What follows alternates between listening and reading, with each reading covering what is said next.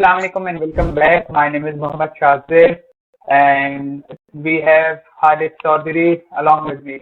Today we will be reviewing Pakistan's recent performance in Champions Trophy. Starting with Hadith, obviously start करेंगे selection series. तो सबसे पहले आप बता दो अपना रिव्यू के from selection point of view क्या क्या ब्लंडर्स आपको लगे पर्सनली और क्या लगता था कि कौन से पॉइंट तक बेहतर सिलेक्शन हो सकती थी।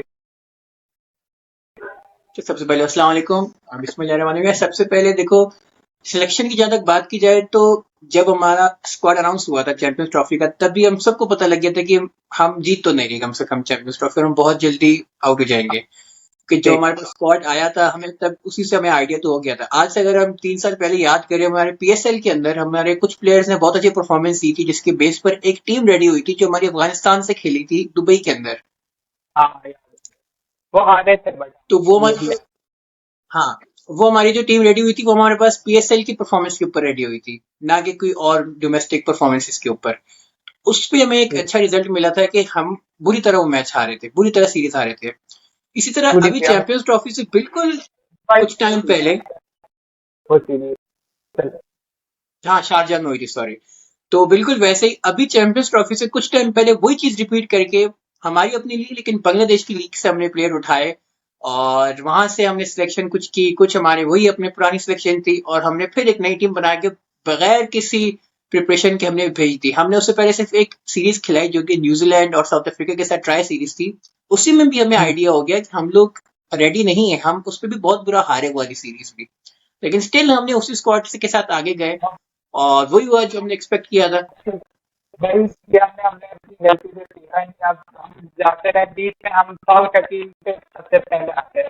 साउथ शकील हमारे पास लास्ट टाइम खेले थे, लास्ट 2023 का वर्ल्ड कप। उसके बाद डायरेक्टली उन्होंने खेला अभी recent 2025 champions trophy, nothing in between.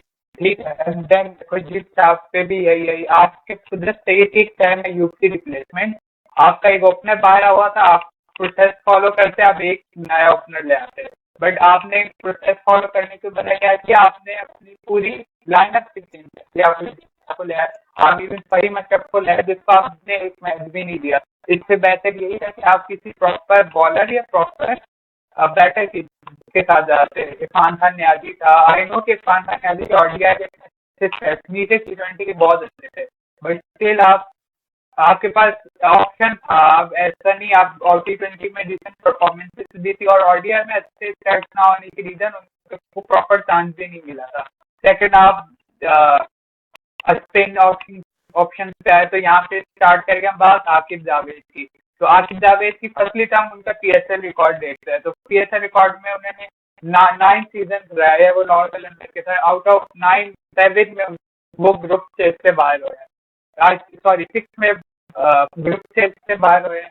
1 final खेला और 2 फाइनल जीते, और जो जीते भी एवरीवन नोस के वो ड्यू टू देयर कॉम्बिनेशन जीते। और उनकी कॉम्बिनेशन से आपके पास एक राशिद खान बाहर हुआ था, तो आप सबके सामने हमारे पास पता था क्या हाल हुआ लाहौर कलंदर का।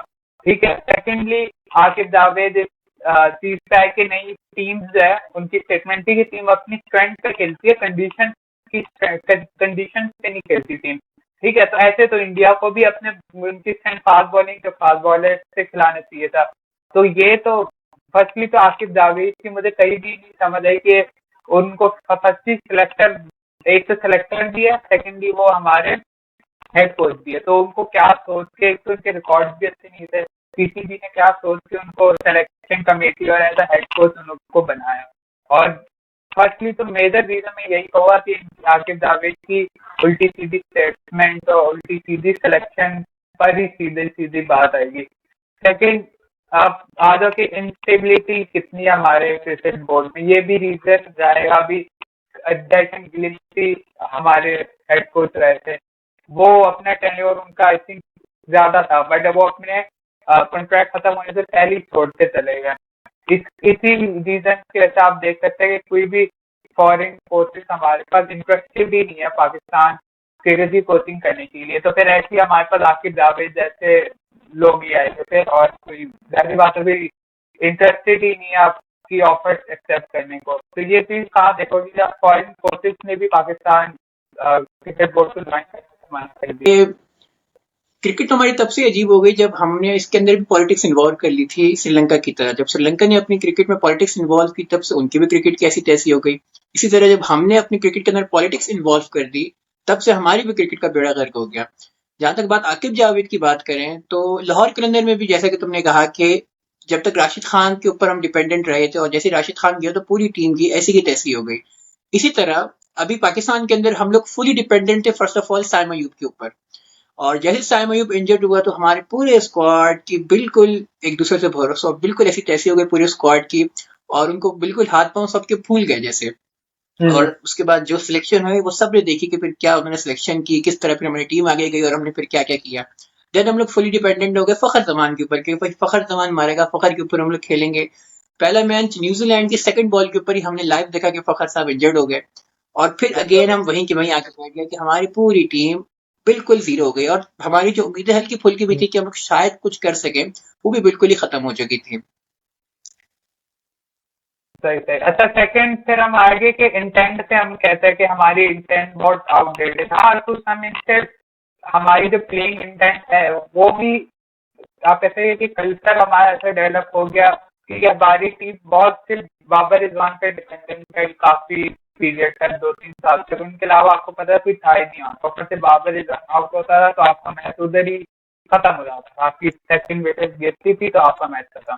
ठीक है, तो ये जो हमारा इंटेंट है तो ये हमारी डिपेंडेंसी पे इसका कहीं ना कहीं से लेंगे कि हम बहुत डिपेंडेंट है दो प्लेयर से, और आप किसी एक दो पे डिपेंडेंट रहते तो वो प्लेयर अपने आप को एंकर प्लेयर समझ के और उनको उनका रोल भी यही बन जाता है कि आपको इनिंग बिल्ड करनी है। तो वो कहीं ना कहीं ये रीजन रहा होगा कि हमारी इंटेंट भी काफी इसी रीजन की वजह से हमारी इंटेंट भी खराब है।